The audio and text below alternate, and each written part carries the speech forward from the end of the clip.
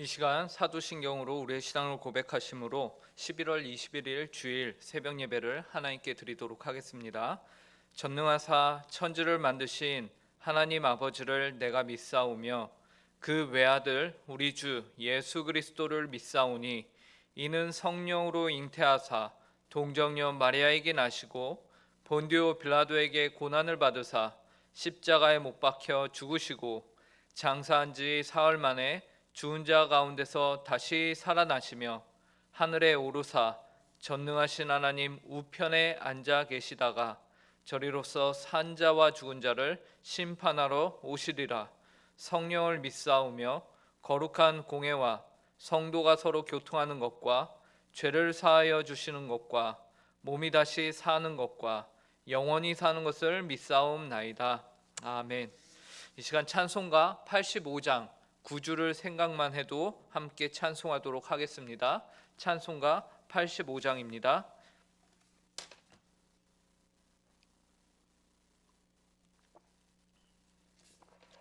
찬송가 85장 함께 찬송하도록 하겠습니다.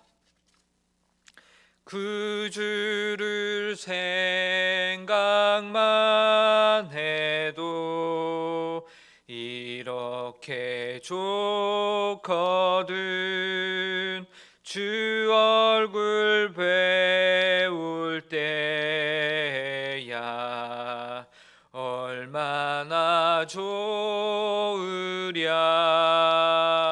만민의 구주 예수의 귀하신 이름은 천지에 있는 이름 주 비할 데 없도다. 참 회개하는 자에게 소망이 되시고 구하고 찾는 자에게 기쁨이 되신다. 예수의 넓은 사랑을 어찌 다 말하랴. 주 사랑 받은 사람만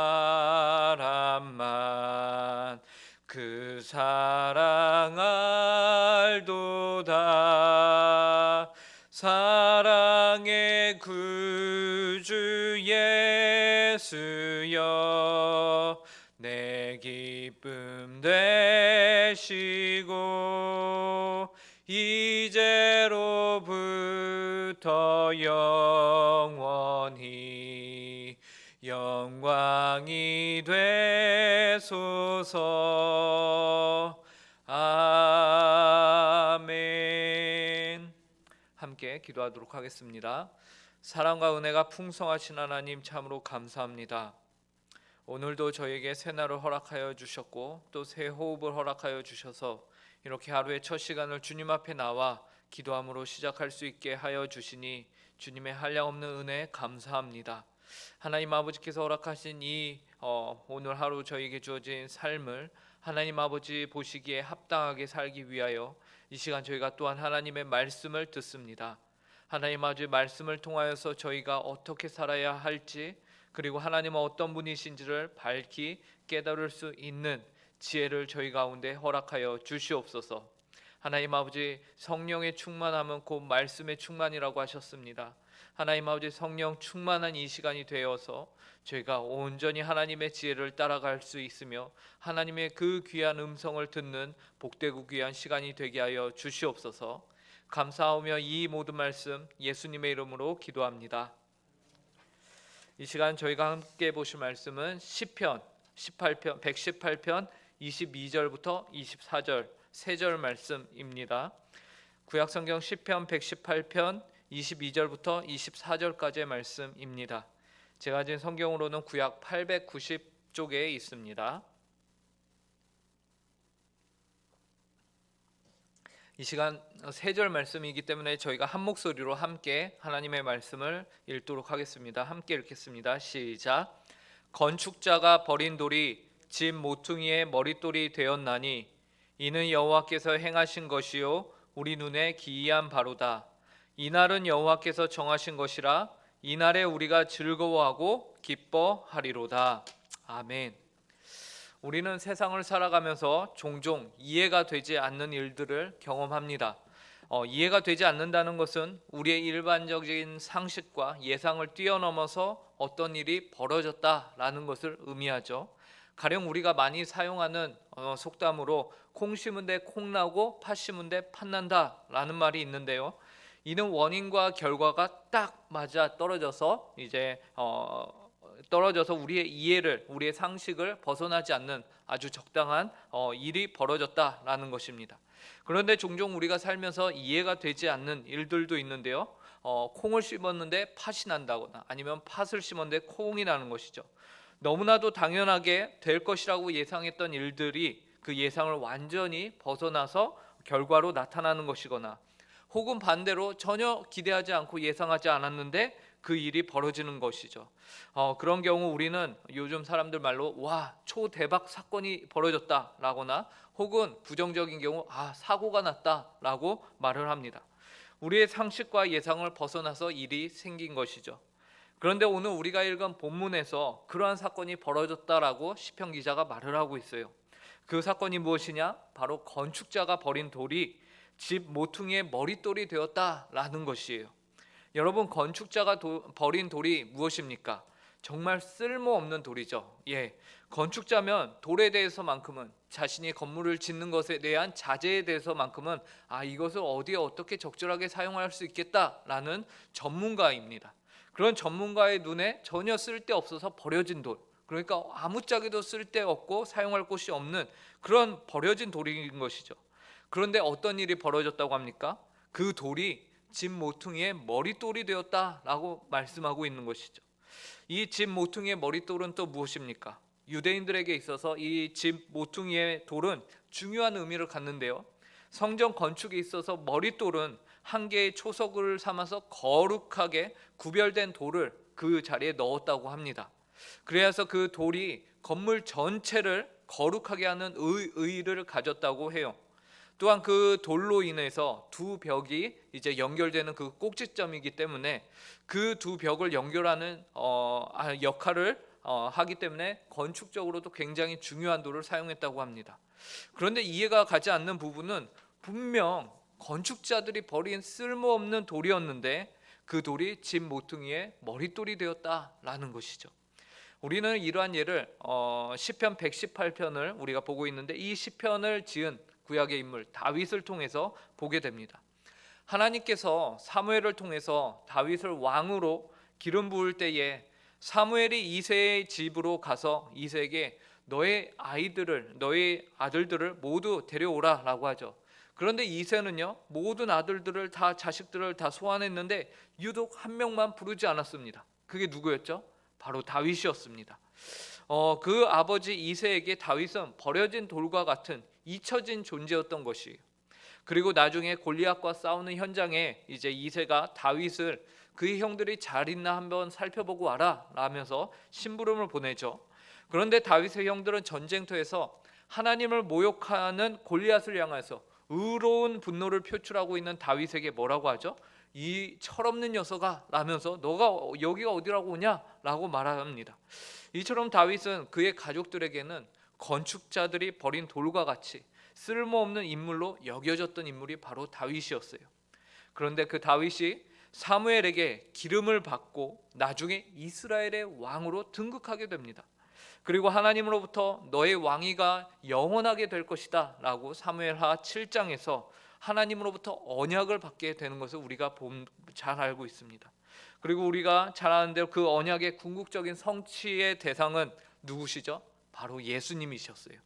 예수님을 통해서 오늘 우리가 읽은 본문의 말씀이 성취가 되는 것을 우리는 너무나도 잘 압니다. 지금 시편 118편에서 말씀하고 있는 건축자들의 버린 돌이 집의 모퉁이의 머릿돌이 되었나니라는 말씀도 결국에는 이제 신약에서 오실 메시아 예수 그리스도를 예언하는 말씀이다라는 것이죠. 그래서 마태복음 21장 42절에 보면요, 예수님이 직접 이 말씀을, 이 시편 118편의 말씀을 인용해서 말씀하세요. 예수께서 이르시되 너희가 성경의 건축자들이 버린 돌이 모퉁이의 머릿돌이 되었나니 이것이 주로 말미암아 된 것이요 우리 눈에 기이하도다 함을 읽어본 일이 없느냐라고 예수님께서 직접 말씀하시죠. 이 말씀처럼 예수님은 어떤 분이셨습니까? 건축자들이 버린 돌과 같은 분이셨습니다. 예수님은 이 세상에 오셔서 죄인과 세리와 창녀들의 친구가 되셨지만 결국 그분은 십자가에서 못 박혀 죽이심을 당한 죄인이요 패배자였습니다. 즉 예수님이야말로 온 인류로부터 건축자들의 버린 돌처럼 버림을 당하신 분, 메시아를 기다리던 유대인들로부터 업신여김을 당하며 그들에게 모든 멸시와 천대를 당하시고 결국 버려져서 잊혀지신 분이셨어요. 그런데 그런 예수님을 하나님이 살리셨고 그 예수님을 하나님의 보좌 우편에 앉히시며 하나님의 교회의 모퉁이의 머릿돌이 되게 하셨다라는 것입니다. 이 모든 일들이 어떻습니까? 일반적이지 않죠. 어떻게 죄인으로 죽임당한 이가 어떻게 온 인류를 구할 수 있는 메시아가 되는 것입니까? 그래서 시편 기자는 이 일이 우리 눈에는 너무나도 기이한 일이다 라고 23절에서 고백을 하고 있는 것이에요. 이는 여호와께서 행하신 것이요 우리 눈에 기이한 바로다. 네, 그렇습니다. 이 일은 예수님으로 인하여 온 인류가 구원을 받을 수 있게 된 것은 우리 눈에는 기이한 일이에요. 어떻게 이 일이 가능한가? 우리는 고민을 하지 않을 수 없는 것이죠. 믿는 우리 눈에도 이처럼 기이한 바이니 예수님을 믿지 않는 저 세상의 많은 사람들, 수많은 사람들은 오죽하겠습니까? 그런데 우리 인류의 눈에 기이한 바이지만 이 일은 누구로 말미암아 된 일이라고 시편 기자가 말합니까? 이 일을 정작 누가 행하셨습니까? 여호와께서 행하신 것이라고 시편 기자가 분명하게 말하고 있는 것입니다. 그리고 하나님께서는 이 일을 그분의 백성들을 위해서 바로 이 새벽 기도의 자리에 나오신 여러분들을 위해서 행하셨습니다. 그러므로 하나님께서 행하신 이 기이한 일, 구원은 우리 인간의 상식을 뛰어넘는 일이다. 도저히 우리가 이해하려고 해도 이해가 되지 않는 신적인 행위인 것입니다. 그래서 우리에게 믿음을 하나님이 우리에게 허락하셨기 때문에 우리가 이해가 되는 것이지 일반적인 상식으로는 이거는 가당치 않은 일이다 라는 것이죠. 그래서 가끔 우리는 복음을 전하다가 이 복음을 전혀 이해하지 못하는 사람들을 만나게 되죠. 그 사람들이 뭐라고 합니까? 아니, 어떻게 믿는 것만으로 구원을 받을 수 있느냐? 말이 안 된다. 그래도 뭐라도 해야지 구원을 받지. 어떻게 염치도 없냐? 염치도 없이 그냥 날로 구원을 얻으려고 하느냐? 이런 반응을 보게 됩니다. 하지만 구원은 우리 눈에 기이한 일입니다. 신비한 일이에요. 그것은 상식적으로 이해가 되지 않으며 이해타산적으로 계산을 해서 될 일이 아니다라는 것이죠. 하나님의 일방적인 열심과 헌신으로 예수 그리스도의 생명을 아무런 이유 없이 우리에게 내어주시고 거저주시는 은혜로 말미암은 것이 바로 구원인 것입니다. 그러니 이런 말도 안 되는 은혜를 경험한 이들이 행할 일은 무엇이겠습니까? 24절에서 시편 기자는 우리가 무엇을 행해야 되는지 말해주고 있어요. 이렇게 말합니다. 이 날은 여호와께서 정하신 것이라 이 날에 우리가 즐거워하고 기뻐하리로다. 시편 기자는 여호와께서 행하신 구원에 합당한 행위는 즐거워하고 기뻐하는 것이다라고 말합니다. 우리 눈에 신비한 구원의 은혜를 경험한 이들의 합당한 반응은 그 베푸신 구원을 즐거워하고 기뻐하는 것입니다. 그리고 구원을 받은 우리가 하나님께서 베푸신 구원을 진심으로 즐거워하고 기뻐할 때에 하나님께서는 우리로부터 가장 큰 영광을 받게 되실 것입니다. 그런데 시편 기자는 언제 즐거워하고 기뻐하라라고 합니까? 이 날에. 이 날은 어떤 날입니까? 여호와께서 정하신 날. 이 날은 여호와께서 정하신 날이라 정하신 것이라 이 날에 우리가 즐거워하고 기뻐하리로다. 이 날 바로 여호와께서 정하신 날 건축자의 버린 돌이 집에 모퉁이의 머릿돌이 되는 날, 즉 이날은 1차적으로는요 구약에서 이 시편을 작성하고 있는 다윗이 왕으로 등극하게 된 날이며, 신약에서는 2차적으로는 하나님께서 온 인류로부터 버림을 받은 예수 그리스도를 부활시키셔서 다시 온 교회의 머릿돌로 삼으신 주의 날인 주일을 의미하는 것입니다. 그러므로 우리 성도는요 더 이상 안식일을 지키지 않고 주님께서 부활하신 이날 주일에 모여서 하나님을 예배합니다. 그리고 바로 오늘이 복되고 귀한 주일인 것이죠. 그러므로 오늘 우리는 하나님께서 정하신 이 날에 하나님을 예배하고 즐거워하여 하나님을 기뻐해야 마땅한 것입니다.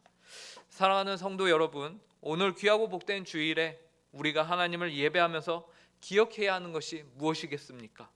바로 하나님께서 행하신 일을 우리가 기억해야 합니다.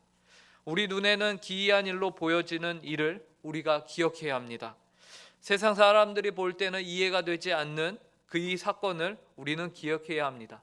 바로 건축자의 버린 돌이 집 모퉁이의 머릿돌이 된 일, 온 인류로부터 버림을 받은 예수 그리스도가 하나님 나라의 머릿돌이 되신 일을 기억하고 이 일을 행하신 하나님을 전심으로 높이는 주일이 되기를, 복되고 귀한 추수감사 주일을 보내시기를 간절히 바랍니다. 함께 기도하겠습니다. 하나님 감사합니다. 온 인류로부터 십자가에서 버림받은 돌이신 예수님을 주님의 집에 교회의 모퉁이의 머릿돌로 삼으신 하나님의 은혜와 놀라운 역사하심을 저희로 알게 하시니 감사합니다. 일이 저희의 눈에는 참으로 기이한 일이지만 이는 주님의 택한 자들을 위하신 하나님의 한량없는 은혜인 것을 또한 알려주시니 감사합니다. 주께서 정하신 것이요 주님의 날임을 또한 고백합니다. 그래서 이 날에 이 놀라운 일을 정하신 행하신 하나님을 저희가 즐거워하고 기뻐하게 하여 주시옵소서. 오늘 하루 주님을 온전히 찬양하고 높이는 복되고 귀한 주일이 되게 하여 주시옵소서. 특별히 오늘은 주님께서 저희에게 주신 은혜가 차고 넘침을 고백하며 추수감사주일로 하나님을 예배합니다. 이 예배를 받아주시고 온 교회와 성도가 한 마음과 한 목소리를 높여 구원의 하나님을 예배하는 시간이 되게 하여 주시옵소서. 감사하며 이 모든 말씀 예수님의 이름으로 기도합니다. 아멘.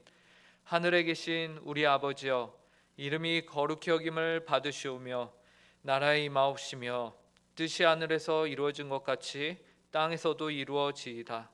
오늘날 우리에게 일용할 양식을 주옵시고 우리가 우리에게 죄 지은 자를 사하여 준 것 같이 우리 죄를 사하여 주옵시고 우리를 시험에 들게 하지 마옵시고 다만 악에서 구하옵소서. 대개 나라와 권세와 영광이 아버지께 영원히 있사옵나이다. 아멘.